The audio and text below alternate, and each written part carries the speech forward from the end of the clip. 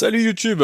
Si vous me découvrez avec cette vidéo, déjà bienvenue à tous. Alors moi c'est Eclemator, je fais des figurines en pâte polymère, donc là on est sur de la Sculpey, et je représente des personnages ou des trucs en tout genre venant d'univers de jeux vidéo, de films, de séries, etc. Habituellement je poste sur une autre plateforme chinoise je crois, où il est très facile de scroller sur votre téléphone. J'ai commencé les vidéos sur cette plateforme depuis maintenant plus d'un an, et je ne sais toujours pas si mon format est adapté à cette plateforme. J'essaye toujours de faire en sorte que mes vidéos tiennent sur 1 minute 30, 2 minutes grand maximum, donc j'ai décidé de me lancer sur YouTube en me disant que ça me permettrait d'avoir des vidéos un petit peu plus longues pour laisser un petit peu plus de place à mon travail. Donc cette vidéo ce sera un doublon de celle qui est sur l'autre plateforme, dans un format un petit peu différent. On va essayer de parler d'un peu plus de trucs, et ça vous permettra de voir un petit peu plus en détail comment je réalise mes créations. Donc là aujourd'hui on était sur une figurine du Podracer de Sebulba, parce que la dernière fois, donc encore une fois sur l'autre plateforme, j'avais fait le Podracer d'Anakin que vous voyez au fond de cette vidéo, et j'ai très envie de me faire un petit diorama, donc que j'essaierai d'exposer quelque part chez moi si j'en ai la place, mais vu la taille du bordel, je pense que ça va être compliqué, on verra ça. Et donc nous partons sur le Podracer de Sebulba, comme je disais. Alors pour les références, c'est un peu compliqué, j'utilise à la fois des fichiers 3D que je vois sur internet, histoire d'avoir une vue 3D du modèle, etc.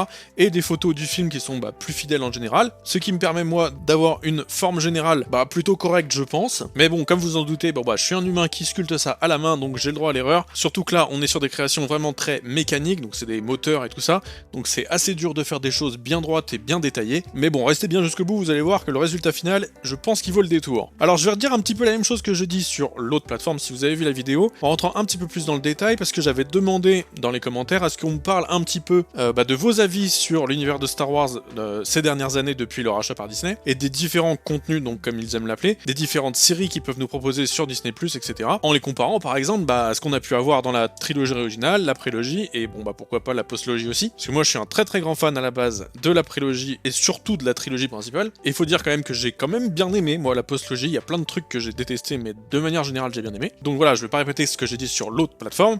Par contre, en deux mots, moi je suis quand même vachement déçu de ce que nous propose Disney. Là, la dernière série qui moi m'a plutôt plu, c'était Skeleton Crew, parce que c'était relativement frais, avec ce regard de l'univers Star Wars au travers du regard des enfants, avec une série qui pour une fois ne détruit pas le lore de Star Wars, n'en rajoute pas des choses inutiles non plus.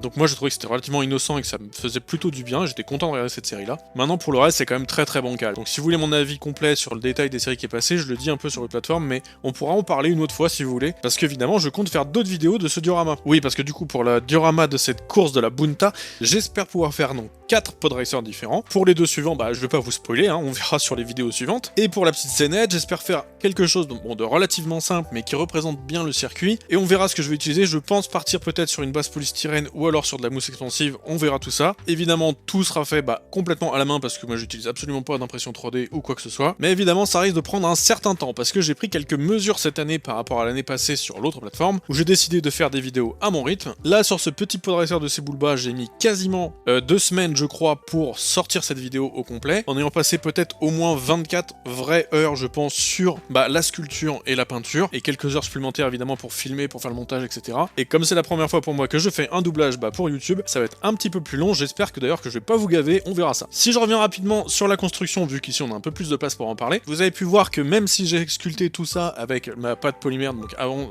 cuisson, je me suis rendu compte à plusieurs moments que la taille n'allait pas, donc j'ai dû rajouter de la pâte polymère pas cuite sur la première phase de cette construction qui était déjà cuite, et même après ça encore venir gratter et enlever de la matière cuite avec un scalpel et tout ça, c'était bien galère, j'étais jamais satisfait, et c'est une des créations où je crois que j'ai utilisé le plus de super glue. D'ailleurs, j'ai l'impression que la super glue au four, c'est vraiment pas top, ne faites pas ça chez vous. Au final, je trouve qu'on s'en est plutôt pas mal sorti. J'ai réutilisé la même technique que pour le Podracer précédent, c'est-à-dire que pour faire le coupleur d'énergie, j'ai utilisé du fil de fer, et c'est la seule chose qui tient les deux moteurs du module en place. Et vu la taille du machin par rapport à celui de Anakin, il est beaucoup plus lourd, du coup ça a tendance à se tordre un petit peu. D'ailleurs ça se voit pas forcément ici, mais il y a un des côtés qui a cassé, c'est pour ça que j'ai utilisé toute cette super glue. Au résultat final, je crois que ça ne se voit pas trop, mais c'était quand même vachement galère. Au niveau des détails sur les moteurs, j'ai décidé de ne pas trop me prendre la tête sur tous les petits tuyaux et petits câbles qu'on peut voir sur la version film du module, mais plutôt de faire un truc un petit peu grossier qui sera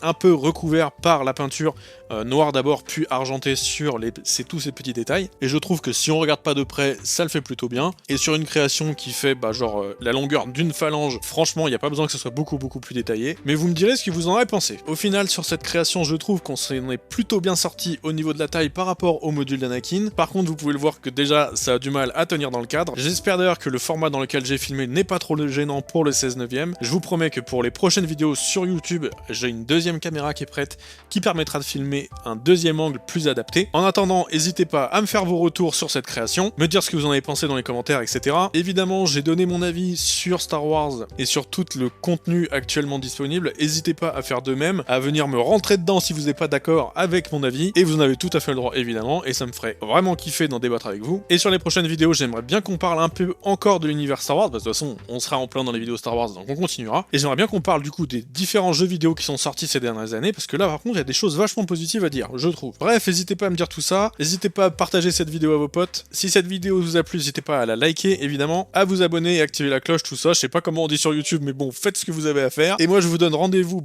dans quelques jours. À mon avis, ça sera plusieurs semaines, mais bon, on verra ça plus tard. Pour la suite de ce diorama sur YouTube. Et en attendant, je vous dis à la prochaine pour la suite. Ouais, je dis tout le temps ça normalement.